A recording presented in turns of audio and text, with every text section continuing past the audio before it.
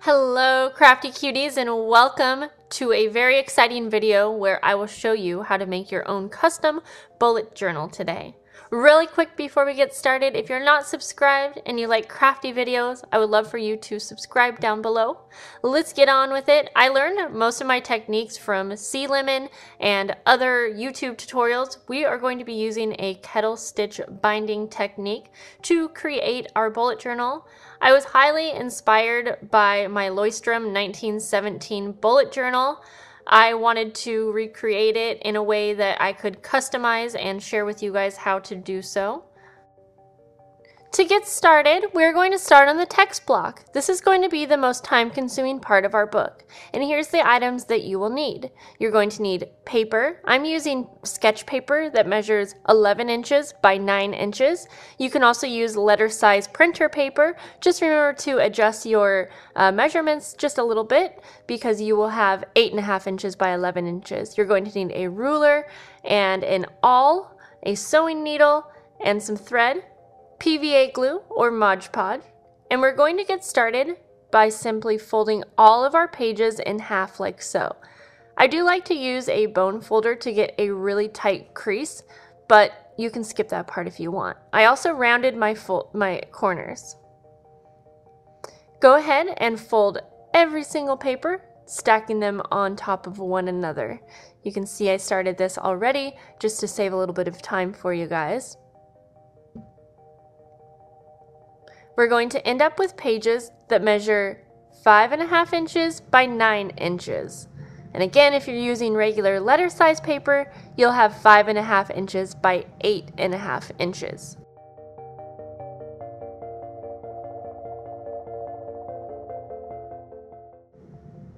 Now that you have all of your pages folded in half, it's time to make signatures. A signature is simply a little book of papers. We're going to take 4 sheets of paper and place them inside one of another. You'll be left with this little booklet like you see here. And you're going to continue this process until you have all of the pages into booklets of 4. You should end up with 12 signatures.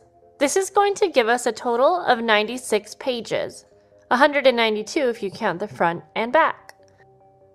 Now it's time to grab one of the signatures so that we can mark our spots for kettle stitch binding. You want to mark on the folded side, and we are going to make a mark at 4.5 inches, which is the middle of the book, 5.5 inches, which is 1 inch out, and then continue doing 1 inch out, 6.5 inches, 7.5 inches, and then going the opposite way, you want to mark a spot at 3.5, 2.5, and 1.5. If you happen to be using a letter size paper, you would mark your first spot at 4.25 and then 3.25 and so on. And now it's time to mark the rest of our signatures. I like to place the marked signature on the top of our stack. I learned this from SeaLemon, and it helps you get a very precise measurement so that all of the signatures match up perfectly. I like to use 2 binder clips, one on each side. And then I like to take a ruler, and you can place the ruler right up against the edge of your paper stack, like so, and take a pencil to mark all the way down in one straight line. This is going to ensure that all of the signatures are going to be marked at the same exact spot. It is important to keep this stack in order after doing so. Continue doing this for all of the marks.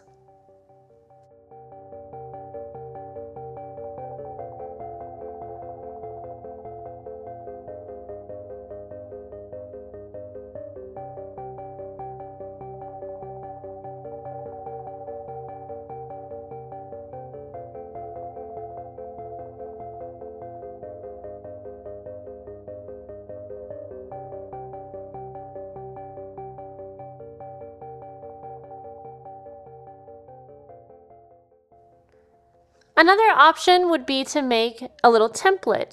You can see here that I took a piece of paper and I folded it in half. It is the same length as our paper, so 9 inches.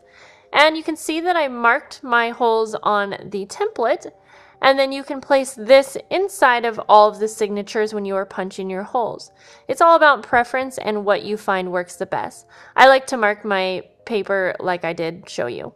I'm going to use an awl, but you can use a tack or really anything that is going to poke a hole through your papers. You do want to make sure it's not too thick, but we will just be sewing through these holes. I like to have some paper clips and an old book that I can place my signatures on top of so that when I'm poking the holes, I don't poke through anything of value. I'm going to start with the very first signature that is on my stack. Remember that it's important to keep these in order. I like to use the paper clips to hold the pages together. You are just going to put the paper clips through each side so that we can open up our book like so, and then it's time to poke the holes. So I'm going to take my awl and poke through all of the papers, making sure that we get through all of them, and this is going to be what helps the sewing process be super smooth.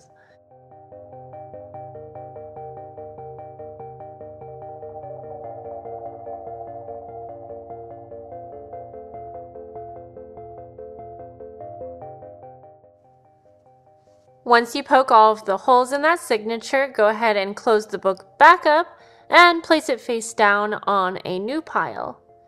Grab the next signature in your previous pile and poke the holes in that one. You are going to continue this for all 12 signatures or however many signatures you have, and remember to place those face down on your new pile. Continue this until you get through the entire stack.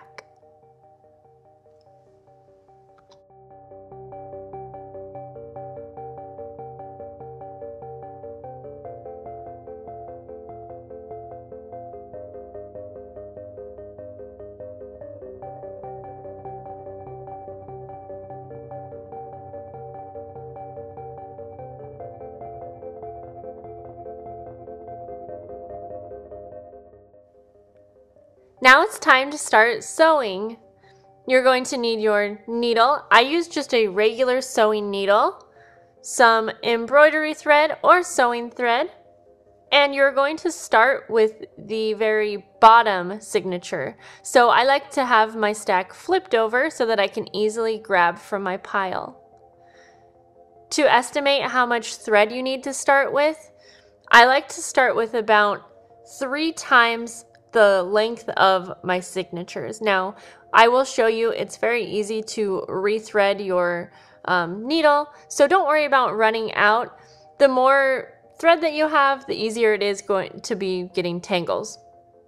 So, you want to double thread this, and you're going to make a knot at the end. Okay, time for a little advice. If this is your first time stitching a book, I recommend watching this through all the way before attempting. Maybe even watch it twice, but don't be discouraged. We're going to start out by stitching from the outside of the book on the first stitch to the left, to the inside, back out that second hole to the outside. We're just going to go all the way down the book. So back in that third hole. Just continue doing this until you get all the way down to that very last hole on the right. If you get tangles, just simply pull it through and then work it back in. You can use a waxed thread as well. This will help you avoid some of those tangles. So once we get to the last hole on the inside, you're going to weave back through. Basically, it's going to look like you are ending up with a full line of thread down the book. So continue on, going all the way back to that first hole. I'm just going to slow this down a bit so that you can really get a good idea of what's going on here. And you can see I do get tangles. It's going to happen, but it's not a big deal. Okay, once you are to that last hole, you're going to be on the inside and you're going to loop underneath that stitch, you're going to make a little knot, pull there, and you're going to put your needle back through that first hole. We want to be on the outside of the book. And I apologize that some of these clips are out of focus, but I wanted to be sure that you still get a good picture of all of the steps. Once you pull that needle through, you're going to pull the thread tight, and you're going to pull until that little knot actually comes out of the hole. You'll hear like a little pop, you'll feel it, and then of course you'll see it. So make sure that knot is on the outside of the book.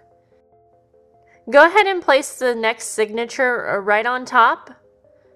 We are going to stitch into the first hole of that signature. Please keep in mind that adding the second signature is going to be a little bit different than the steps that we take when we are adding the third signature and so on. So be sure to watch for those differences. Pull that thread all the way into the inside of the book. Now we are going to sew out of the second hole from the inside to the outside. So again, we are just basically weaving down to the right side of the book, from the left to the right. Make sure you're not getting any tangles, and if you do, then just go ahead and fix that before moving on. And now is the part I want you to pay close attention to. You are going to thread around the stitch that's directly below us. I like to imagine that I'm making a little U shape around that stitch. And then you're going to take your needle and it's going back in that second hole that we just came out of. So it's going into that hole on that second signature. And you're going to simply repeat these steps. So stitching to the outside of the book, going around that bottom stitch in that U shape, stitching back into the inside of the book, moving to the left to that next hole, to the outside, stitching around that bottom stitch, stitching inside, continue on. I'm just going to slow this down so you can get a really good look of what that looks like when we are stitching around the stitch that's below us, back into the book.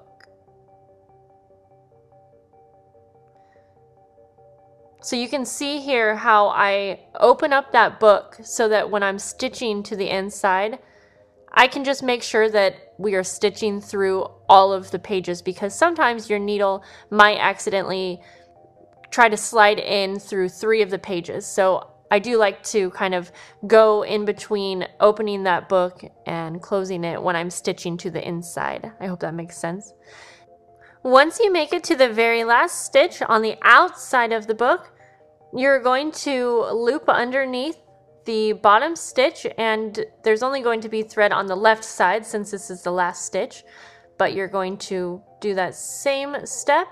And now it's time to grab the third signature and place it on top. Go ahead and stitch to the inside of your third signature and then out through the next hole. And now we are going to stitch around the stitch that's directly below us. I'm going to show you a different angle where we are further along so that you can really see what this looks like and how it's a little bit different than the last signature we added. So here you go. You can see that instead of making the U shape that we did with the first and second signature, you are simply going to go from the right side to the left side. So basically you're just going straight through, if that makes sense. And you can see that my needle's pointed down. That's simply so that I don't poke it into a spot that it's not supposed to go into. And you're going to pull the thread all the way through, making sure there's no tangles, of course, and back into that hole on the signature that you are working on. So we're going to go back to where I first left off, but it's much easier to show you at this level because when we only have 3 signatures, it's a little hard to see where the needle and thread are going. So back to our third signature. Now I want to show you what to do when you run out of thread. Before you get to the very end, you want to loop and make a little knot on the inside of your book, pushing your needle to the outside. Pull that knot all the way to the outside, and then you can trim your thread, and you can go ahead and rethread your needle. Don't worry about that end that's on the outside. We're going to take care of that later, and you can just simply leave it on the outside. You can trim it as small as you want. Once your needle's rethreaded and knotted on the end, go ahead and sew into the book right where we left off. And you're just going to continue on. So always make sure that before you run out of thread, maybe when you have like 2 inches left or so, to do this process. And you can do it anywhere along the book. It really doesn't matter. I'm going to speed things up now as this is completely repetitive. We're just going to continue on these steps. I will remind you a few of the steps along the way. Always remember to loop below that bottom stitch directly below, back into the book, back out. Make sure you're not getting any tangles. Loop in below that bottom stitch and into the book. And you can see sometimes your needle gets kind of wonky and it wants to go in spots that it's not supposed to go. Just take your time and be patient with it. This is a little time consuming until you got it down, and even then, you know, you do want to be careful to take your time on all of the steps.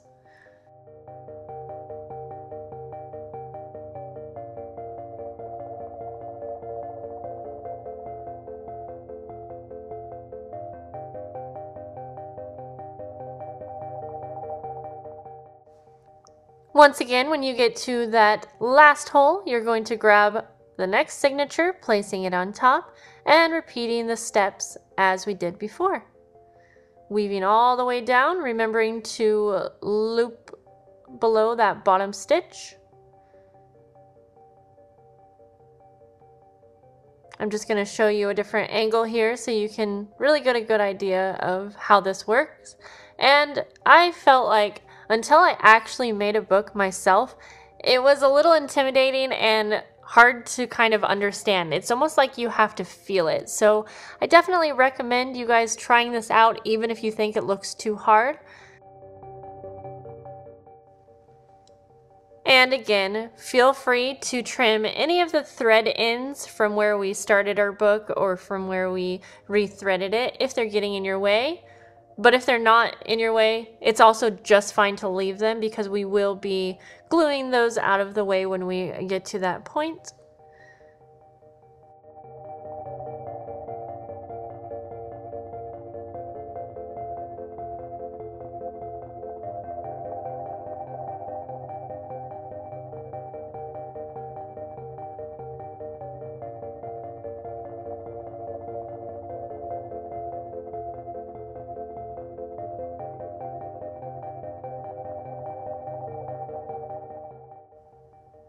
And once you get to the very last stitch on your text block, go ahead and with your needle on the inside of the book, you can tie off by looping under the stitch right next to it. You'll see I loop underneath and then just tie a knot.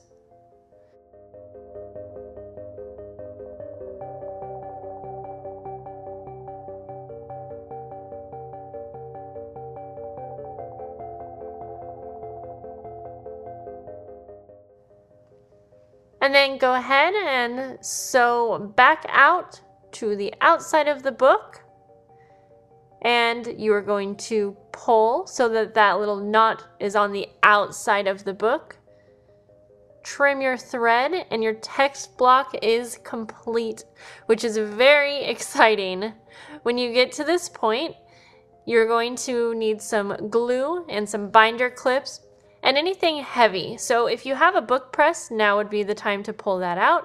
You can see here that I literally just use a stack of books so that you press down on your text block, squeezing it in as much as possible. I'm using tacky glue, and a little brush, and you're going to paint along a thin layer of glue right along that binding of your book. I like to do 2 layers of glue, and you can see now how we just kind of glue down those thread ends. Set your text block aside to let it dry, and now it's time to prep for our ribbon bookmarks. You're going to need a piece of paper that measures 4 inches by 9 inches, or the length of your book, and you want to make sure that it's big enough to go around the binding of our book or the spine. You're going to need some ribbon. You want it to be longer than your book, obviously, so that it sticks out as a bookmark, and I am using about 13 inches of ribbon. It's totally up to you how long you want it to hang out of your book, and I'm using my tacky glue again. So here you can see I'm just measuring again to make sure that I have a length that I like. I like one of my ribbons to be longer so that I can easily mark spots in my book. And then you're going to use your tacky glue to go ahead and glue those ribbons right along the spine of the book here, like so. I like to do one ribbon on top of another only because I'm using a pretty thick ribbon here. You can use a thinner one or whatever you like. I just like mine to be pretty. So I stack those on top. Now this is optional, but I like to use some Tyvek, and I get this from envelopes at the post office. It's that thin material, and it does not rip, but it's also very flexible. You can see it really doesn't rip, and you can obviously just grab one from your post office. If you don't have this, you are welcome to just use some cardstock, like I showed in the beginning, where you have that 4-inch by 9-inch piece. And I actually trimmed mine down so that it wasn't quite as long because I just didn't want mine to go all the way to the edges. So I think mine was actually 4 inches by 8.5 inches by the time I trimmed that down. Now it's time to prep and add in our end pages. I'm going to show you here that the end pages are the page that is in the front of the book and then the very back. This is what's going to hold our text block into the actual cover. I used some decorative paper, and you'll need 2 that measure the same size of your book. So for me, 5.5 inches by 9 inches. And we are going to add glue. I'm using my Tombow liquid glue because it dries kind of hard, and I kind of wanted that stability in the front and back of my book. I'm using a brush to smooth everything out so that there's minimal wrinkling, and then you can take your end page that I have folded in half, line it up, making sure that everything is nice and even. And then I'm going to use my bone folder because you can kind of see that there are wrinkles on the inside of that sketch paper, but using the bone folder smooths everything out super nice. Now I'm going to add about 1/2 inch of glue, and this is between that first page that we just glued the end page on and the second page. Again, this is something that my store-bought bullet journal had, and I think that it just kind of helps to hold everything in really good. Repeat that on the very last page, and then you're going to be left with a text block that has your end pages. And now it's time to create our cover. This is my favorite part. I'm using some heavy chipboard, and by the way, I'll have all the measurements down below so you can easily reference that. If you're wondering, I got my measurements by just making the cover a little bit bigger than the pages, and for the spine you can see I took my text block and I simply just made the spine a little bit bigger than my actual text block, maybe 1/8 of an inch. I like to use 2 letter-sized papers and glue them together so that I have a long piece of paper, and I'm going to start out by gluing the spine on the middle of that paper. I'm just using some plain colored paper because I will be covering this as well.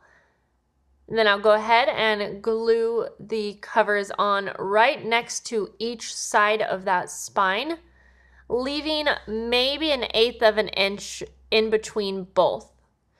You can see here, if you want to get an even measurement, you can use another piece of board to put in between when you're laying down your cover. I don't always do this, but it is a good way to get an exact measurement. go ahead and make sure that those are glued down really well on the page. And now I really messily just kind of cut off the corners and go ahead and just trim off any excess. You don't want too much extra paper because it's just going to create a lot of bulk. You can fold in all 4 of your sides using your glue, and then I like to use a pretty designed paper to cover that whole inside. And this piece measured about 9.5 inches by 12 inches. Again, I go back and forth between glues. I'm using my Tombow clear glue here. A lot of times I just grab what's in front of me, but I do really like this glue because I feel like it dries hard and just adds some stability, as I mentioned before. Go ahead and make sure that everything is smooth. And from here you can either cover the front cover with some pretty paper. You could have actually started as your first layer with pretty paper. I'm not going to show me recovering the cover because I do the same exact steps as I did with that first pink paper. Now we're going to move on to adding a band to our book. And you're just going to need some elastic and an X-Acto knife. I'm using some pretty pink lacy elastic, and I'm just marking where I want those bands to come through on the inside of the back cover. I like to measure and make sure that the width is big enough for the elastic to come through, and I measure about 1.5 inches into the book. I'm going to use my X-Acto knife to puncture the holes, and then I use my X-Acto knife again to push that elastic end from the outside cover to the inside cover. I'm going to pull it through on both sides here. And I'm not going to worry about gluing this down right now because I am going to be adding an expandable pocket, which will cover this when we get to that point. But just go ahead and easily fold up your cover sides. Now, I kind of rushed through since I was filming the video, but the longer that you can let this set and dry, the better. I did end up cracking my paper on the edge, and that is what happens if you kind of rush through it. It wasn't a big deal because I end up just covering that with some book cloth. You could also cover it with some more paper. It's totally up to you. Just go slow and kind of exercise the cover when you are folding it into a book shape, and you will be good to go.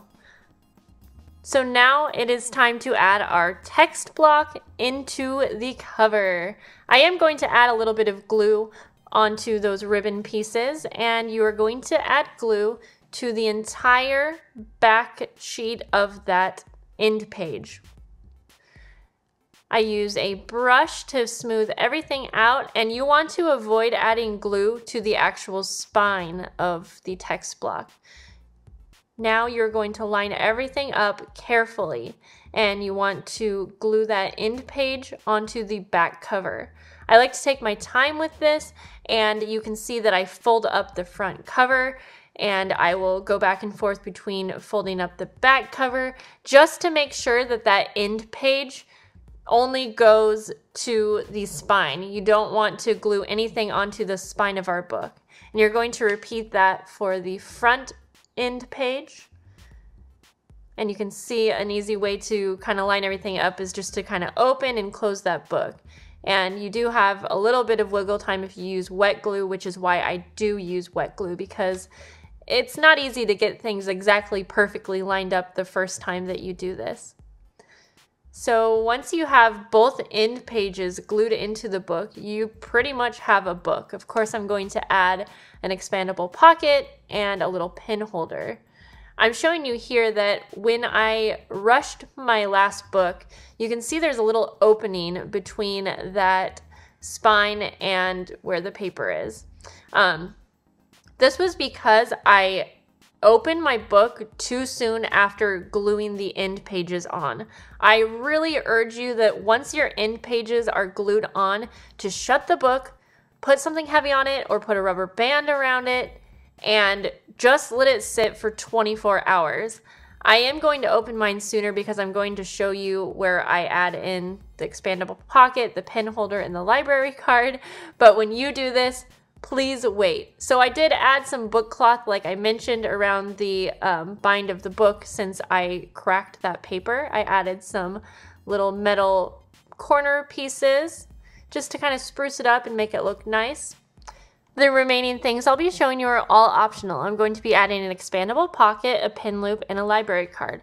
For the pin loop, you'll need some heavy cardstock that measures 1.5 inches by 2 inches, a piece of elastic that measures 2 inches, and I like to have about 1 inch of width. And you're going to need a thread and needle. Go ahead and measure your elastic around a pin that you use, and you can get a good idea of how big or small you want that loop to be. Now, you don't have to use a thread and needle. You could simply glue this loop on in between a folded piece of cardstock. I like to sew it in by hand because it does mean that it's going to be more durable.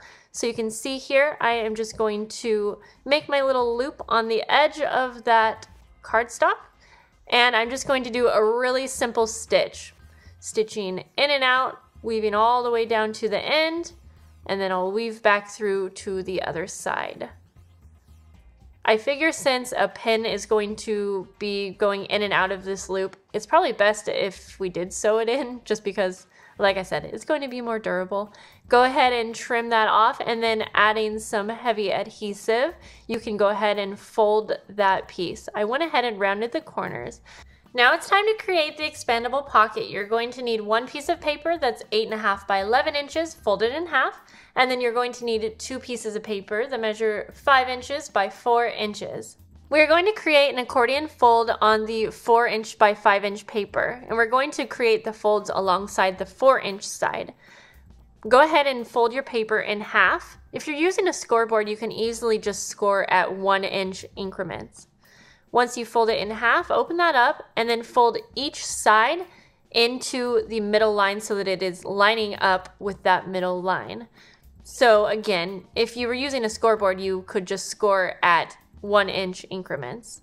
And go ahead and accordion fold that piece of paper and do the same for the second. I like to use my bone folder again to get really nice crisp fold marks.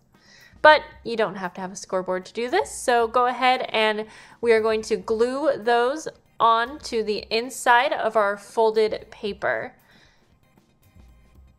I'm just going to add glue to both ends, and I like to fold that piece of paper down right on top of it just to make sure everything is lined up. And there we have our expandable pocket. You can absolutely decorate this, or you can add a flap for closure. I like to keep mine completely open just because it's much easier to get things in and out of. And since we will have the opening facing into the book, I don't find that anything would fall out. Now you can add your pin loop underneath the expandable folder that's in the back of our book. Everything is glued down and secure. Have fun decorating your book. We are going to add a library card in this book as well. Now I have a full detailed tutorial on my channel for the library card, so I'm not going to show that right here again, but I will have that video posted below. I add my library card on the inside and we are good to go.